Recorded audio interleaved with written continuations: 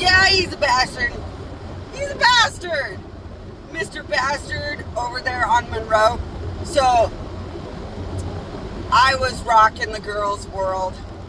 There's a really, really, really, really big building.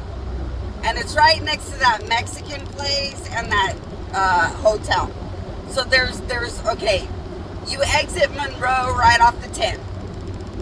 And you'll see, well, excuse me, when you exit Monroe off the 10 and go towards the 111, sorry, I had Starbucks, it keeps making me work.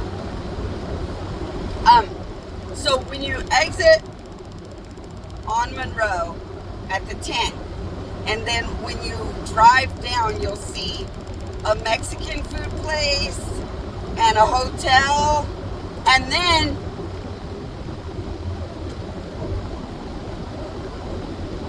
sorry. And then as you drive down to the stoplight, so you'll drive by the Mexican place. Sorry, I have to pay attention to my driving. Driving comes first. So you pay attention. You pay attention to it. So you drive past. You drive past the Mexican food place. And then there's the hotel place. And then there's Little Bastard. And I'll tell you what he said, by the way. So then you drive by that hotel place. And then you get to a stoplight. And as you're at that stoplight, there's this really big, weird, like, business building right in the corner. That is where a husband works. So that husband is like a really, really big, important bigwig. He's like a really, really, really big, flashy, important badass of the building. And all the girls cannot think about sex enough when he's around. And all the girls love when he has a lot of things that he just has to say. And everybody just has to pay attention to him talk. And wishes they could figure out how staring at the middle of his pants is very dedicated, monumental attention to the meeting. Like, hey, I have marriages like that. Where you're like, I see your balls bouncing, but it's not blocking out all this pitching yet. Okay, I see your balls bouncing more. You're still complaining. Okay, put your asses in. I can't deal with it.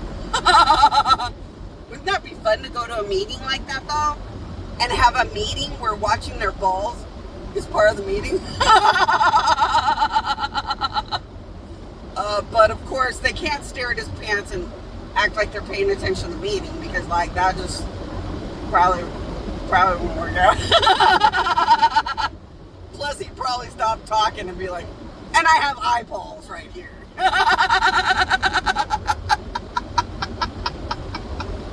But anyway,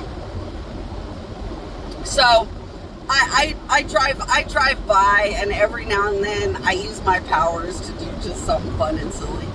So I drove by and made a really big penis that looks like a really big car that looked like a penis just driving through the building. Like, hey ladies, I get it too.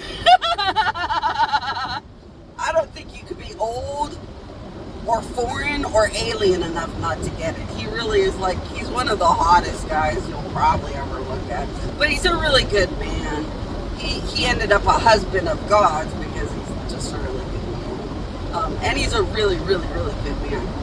But he's so hot you wouldn't think about anything about how hot he is. You know, but it's, you know, it's fun, but like, it's not, I guess not. I don't know. I would seriously wonder if we could stare at penises while they're, you know, organizing the meeting and talking in front of us anyway. That would be kind of fun. You know, I do bond a lot with old people. Old women are kind of raunchy. Old women are kind of raunchy. Kind of out there. Because normally when you're like 20 or 30, you're like, I wish, but I don't think I'd do that at a meeting. By the time you hit 50 or something, you're like, I wonder if we could pull that off at a meeting. Be like, I can practice this in my marriage until I can pull it off. But anyway, he has no idea that I just live like a poor, stupid loser. I just look like any poor, stupid loser because I want people to be whatever they want to be in my direction. When you look like a poor, stupid loser, people will love or hate or whatever they want because it looks like they never have to give a shit. You look like nothing. They can do what they want. I don't look like anything spectacular until I'm at the Island of Gods or I'm out of my body omnipresently. I just look like whatever this is.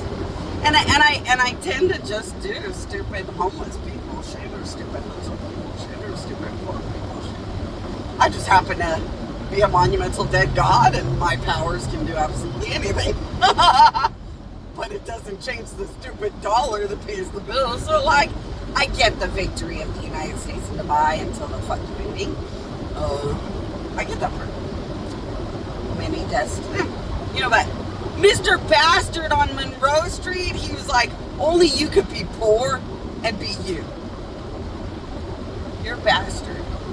I would like to say for the record, officially, you're a royal bastard.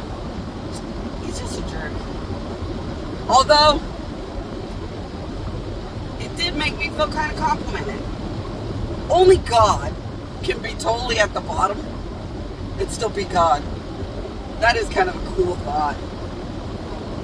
But when God and Jesus could be nothing and still be everything, it makes you want to get homeless people to act like massive, monumental, spoiled children of God or something and run around the earth. You ever notice, like, everybody pretends to claim to be the Messiah, and then they start a cult and get people to kill themselves and stuff, and it's horrifying. And you're like, I'm God, I won. First order of business, ridiculous, weirdo, homeless people. But after they go to my queen, and make sure they'll be rich, after they walk around and say something cool, like, I might be homeless, bitch, but you're treating me bad, and I'm important to God. Yeah, what was more important, bitch? What's more important, bitch? What's more important, bitch?